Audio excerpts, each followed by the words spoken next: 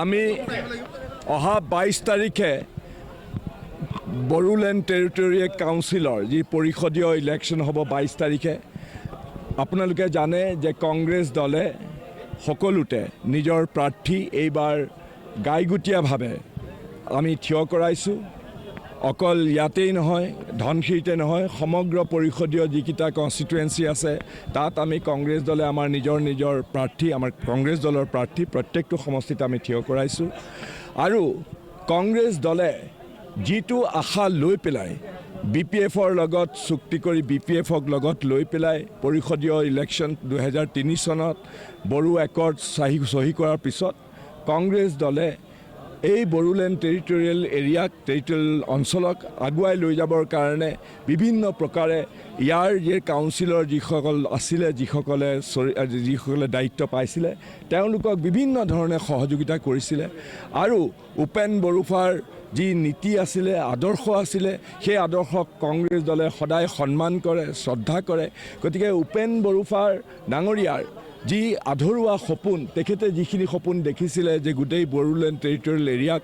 চাৰিওফালৰ পৰা সৰ্বাংগীন উন্নয়ন কৰিব, ইয়াৰ মানুহখিনিৰ বেলেগ বেলেগ বড়ো খিলঞ্জীয়া জনগোষ্ঠীৰ লগতে ইয়াত বসবাস কৰা অন্য জাতি জনগোষ্ঠীৰ লোককো সমানে ইয়াত অধিকাৰ দিব। কিন্তু বড়ো যিটো খিলঞ্জীয়া যিটো জনগোষ্ঠী আছে বড়োসকল, তেখেতসকলৰ সৰ্বাংগীন উন্নয়নৰ কাৰণে যাতে উঠি অহা প্ৰজন্মই সকলো প্ৰকাৰে নিজৰ ব্যক্তিত্ব বিকাশৰ কাৰণে সুবিধা পায়, সাধাৰণ খেতিয়ক, সাধাৰণ শ্ৰমিক, সাধাৰণ লোকৰ যাতে উন্নতি হয়, আন্তঃগাঁথনি উন্নয়ন হয়, কলেজ, শিক্ষানুষ্ঠান বা স্বাস্থ্যসেৱাৰ যাতে সেৱা সম্প্ৰসাৰণ হয়, এইবিলাকৰ উদ্দেশ্যৰ আগত ৰাখি পেলাই কংগ্ৰেছ দলৰ চৰকাৰে, দিল্লীত থকা চৰকাৰে আৰু অসমত থকা তৰুণ গগৈ চৰকাৰে এই বড়ো BTC কাউন্সিলক বিভিন্ন প্ৰকাৰে অনুদান দিছিলে, সুবিধা দিছিলে, সহযোগ কৰিছিলে। কিন্তু আমি আশা কৰা মতে, কংগ্ৰেছ দলে আশা কৰা মতে সেই কথা কামবিলাক হৈ নুঠিলে। আৰু বিশেষকৈ যোৱা 11 বছৰত যি প্ৰবঞ্চনা আজি হিমন্ত বিশ্ব শৰ্মা বা BJP দলৰ যিখন চৰকাৰ অসমত হ'ল 2016 চনৰ পৰা, সেই 2016 চনৰ পৰা হৈ থকা চৰকাৰখনে আমি ভাবোঁ, কংগ্ৰেছ দলে ভাবে যে বড়োলেণ্ড টেৰিটৰিয়েল কাউন্সিলক যেনেধৰণে সাধাৰণ মানুহৰ উন্নয়নৰ কাৰণে কাম কৰিব লাগিছিলে কাউন্সিলখনে, তেনেধৰণে কাউন্সিলে কৰিব পৰা নাই। আমাৰো আধৰুৱা সপোন আধৰুৱা হৈ থাকিলে। এইকাৰণে এইবাৰ কংগ্ৰেছ দলে নিজাববীয়াকৈ গোটেই টেৰিটৰিয়েল কাউন্সিলত প্ৰাৰ্থিত্ব দিছে আমাৰ প্ৰত্যেকজনে যোগ্য প্ৰাৰ্থী। আৰু সেইকাৰণে আমি কেনেকৈনো কাম কৰি যাম, আমাৰ ভৱিষ্যদৰ্শী পৰিকল্পনা কি হ'ব, কি আমাৰ কিহত আমি এই ভিজন আমাৰ যিটো আছে সেই ভিজন কেনে হ'ব, সেইবিলাক কৰিবৰ কাৰণে কংগ্ৰেছ দলৰ পৰা এইখন আমাৰ ভিজন, কংগ্ৰেছ ভিজন, এই কংগ্ৰেছ ভিজন আজি আনুষ্ঠানিকভাৱে আমি এই সভাত আমাৰ সভাপতি শ্ৰী গৌৰৱ গগৈ ডাঙৰীয়াই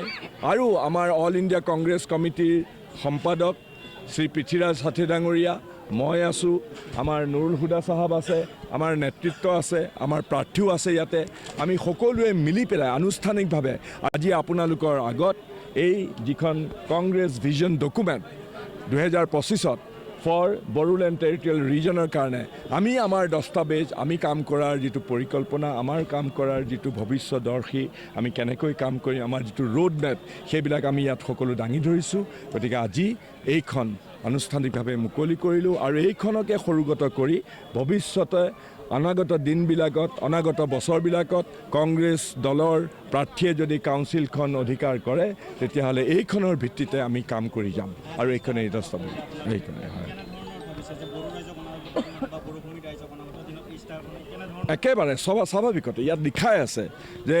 বড়ো জনগোষ্ঠীৰ সৰ্বাংগীন উন্নয়নৰ কাৰণে। কাৰণ এতিয়া যিসকল BTCৰ নেতা আছে, আগতে হাগ্ৰামা মহিলাৰী, পিছত গৈ প্ৰমোদ বড়ো, তেওঁলোকে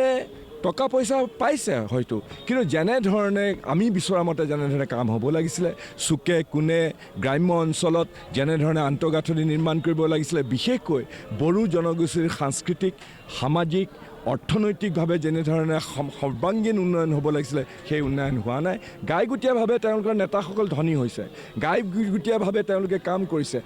দুৰ্নীতিৰ অবাধ পৰিভৰ চাৰিওফালে চিণ্ডিকেট হৈছে চাৰিওফালে তেওঁলোকে বিভিন্ন টকা চৰকাৰী টকা কাউন্সিলৰ যিসকল বিষয়ববীয়া আছে যিসকলে দায়িত্বত আছে তেওঁলোকে আত্মসাৎ কৰাৰ অভিযোগ আহিছে তেওঁলোক নিজে ধনী হৈছে কিন্তু সাধাৰণ ৰাইজৰ সৰ্বাংগীন উন্নয়ন হোৱা নাই তেওঁলোকে চবেই জানে তেওঁলোকে ভিতৰুৱাভাৱে হিমন্ত বিশ্ব শৰ্মাৰ লগত হাত মিলাই আছে দুয়োটা দলেই BPFও হিমন্ত বিশ্ব শৰ্মাৰ লগত হাত মিলাই আছে UPPLও হাত মিলাই আছে প্ৰমোদ বড়াও কোনে হিমন্ত বিশ্ব শৰ্মাৰ এফেকশ্যন মৰম বেছিকৈ আদায় কৰিব পাৰে সেই লৈ প্ৰতিযোগিতা নামিছে দুয়োজনে গতিকে তেওঁলোকৰ যিটো ষ্টেটাছ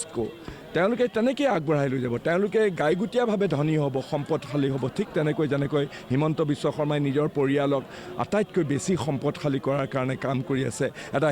হিডেন এজেণ্ডা লৈ কাম কৰি আছে আমি ভাবোঁ তেওঁলোকেও হয়তো আচল উদ্দেশ্য তেওঁলোক ধনী হোৱা কিন্তু তেওঁলোকে সাধাৰণ ৰাইজক মংগলৰ কাৰণে কাম কৰা নাই এইখন আমাৰ দস্তাবেজ